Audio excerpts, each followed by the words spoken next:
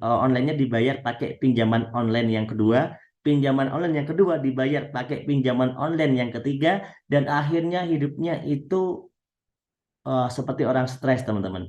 Betapa banyak saudara-saudara kita yang hidupnya itu benar-benar tidak bisa merdeka gara-gara konsep riba ini. Oleh karena itu, saya mengajak yuk hijrah. Yuk hijrah. Kalau Anda, alhamdulillah, tidak menyentuh tentang konsep riba, jangan sampai Anda menyentuh, teman-teman. Ya, alhamdulillah Anda bersyukur. Meskipun Anda hidupnya pas-pasan, meskipun Anda hidupnya itu biasa-biasa saja. Tapi kalau Anda tidak menyentuh riba, Anda syukuri itu. Itu lebih baik, teman-teman semuanya. Bagi Anda yang masih mungkin bergelut tentang riba seperti kami dulu juga pernah mengalaminya, yuk kita sama-sama berniat, berazam dari dalam hati kita bahwa kita pengen, ya Allah tolong kami pengen terhindar dari jeratan riba. Seandainya kita selesaikan riba yang sekarang ini, kita lunasi gitu ya. Kita tidak akan mengulangi lagi. Kita berjanji kepada Allah, kita berniat untuk hijrah. Insya Allah hidup kita akan dimudahkan, usaha kita akan dilancarkan. Amin amin ya robbal alamin. Nah, bagaimana caranya kalau kita pengen punya sesuatu tanpa cicilan riba gitu ya? Buat teman-teman terutama yang nggak ngambil riba ya. Saya pengen punya motor, pengen punya mobil, pengen punya rumah cash, gimana? Ya sabar menurut saya gitu. Ya caranya kita usaha dulu, kerja dulu, kita sabar gitu. Kita sabar supaya kita nanti bisa membeli semuanya dengan cash. Tapi kan faktanya nggak akan mungkin bisa katanya gitu. Oke, yuk ini ada satu konsep yaitu konsep sabar, yaitu sabar menabung. Kira-kira dengan sabar menabung ini bisa nggak mewujudkan impian kita tanpa riba? Ya kan?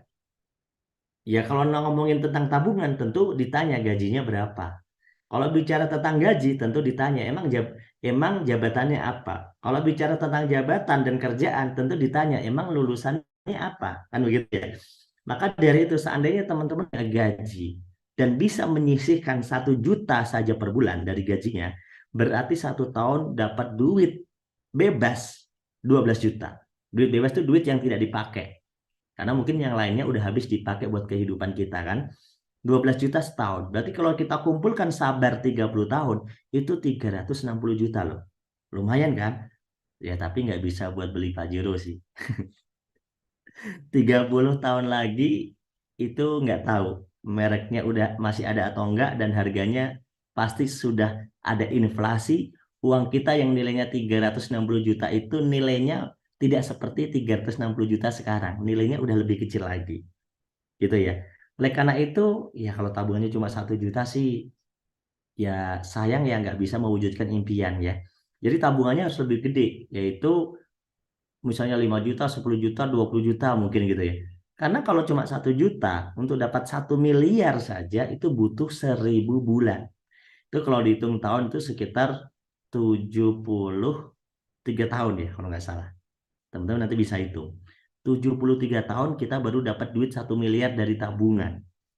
Dan menurut saya itu hal yang tidak mungkin. Umur kita berapa gitu kan. Oleh karena itu konsep sabar menabung kalau tabungannya kecil itu nggak cocok. Ya, kalau tabungannya gede mungkin cocok. Ya.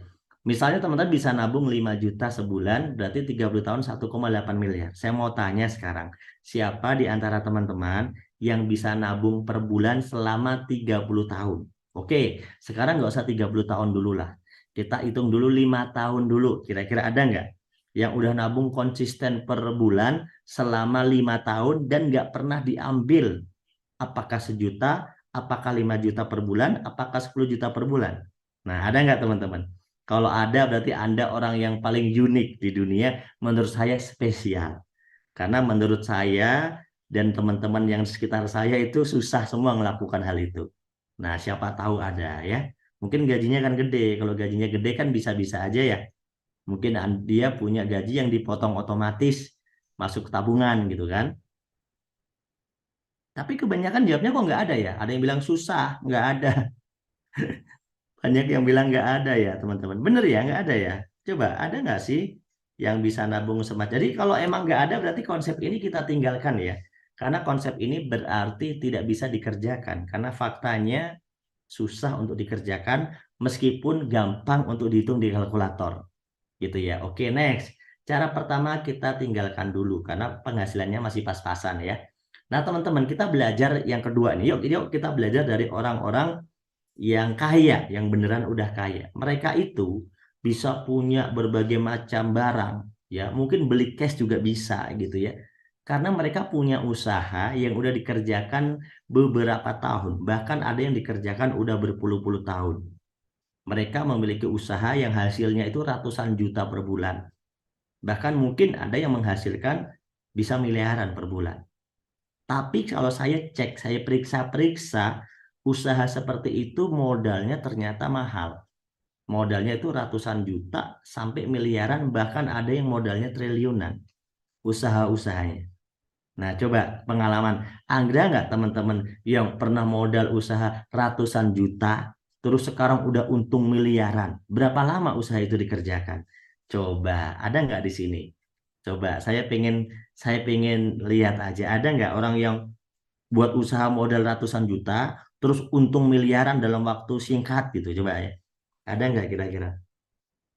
Ya, di bawah 5 tahun lah ya. Di bawah 5 tahun singkat itu. Coba ada nggak kira-kira? Saya mau baca yang ada nih. Kok jawab nggak ada ya? Coba kalau ada, ya nggak apa-apa juga. Maksudnya kan bagus ya kalau ada ya. Berarti teman-teman sudah dapat solusi kehidupan gitu. Karena bisa modal usaha ratusan juta, hasilnya bisa miliaran kurang dari 5 tahun. Kan keren banget gitu kan. Kalau teman-teman bisa, alhamdulillah gitu maksud saya. Ada yang komentar nih Pak Abdurrahman. Modal usaha saya paling banyak 10 juta. Hasil hutang. Dan hasilnya masih hutang. Padahal usahanya sudah 20 tahun.